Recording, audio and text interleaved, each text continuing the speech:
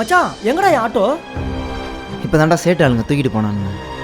10 நாள் டைம் கட்ட கூட தரமாட்டேன்ட்டான்டா. எதுக்கு டைம் கேட்ட? இந்த வாரம் பசங்களுக்கு ஸ்கூல் ஃபீஸ் கட்டணும்டா.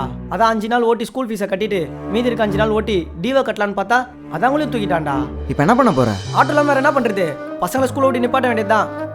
என் வாழ்க்கை தான் இப்படி இருக்குன்னு பார்த்தா என் பசங்க வாழ்க்கை இப்படி தான் இருக்கும் போல. இந்தா 10 நாள் என் ஆட்டோ ஓட்டிக்கோ. டேய் அப்புறம் நீ என்னடா பண்ணும் ஆட்டோக்கு? ஏரியாவில் பசங்க இருப்பானுங்கல்ல, அவனு ஆட்டோ அப்பப்பா வாங்கிக்கிறேன். தேங்க்ஸ்ரா மச்சான்.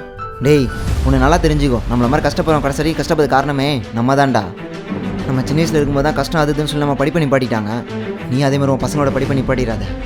நமக்கு அடுத்து வரப்போகிற ஜென்ரேஷன் மற்றவங்க தலை குனியாமல் தலை நிமிந்து நிற்கணும்னா நம்ம கஷ்டப்பட்டு தான்டா ஆகணும்.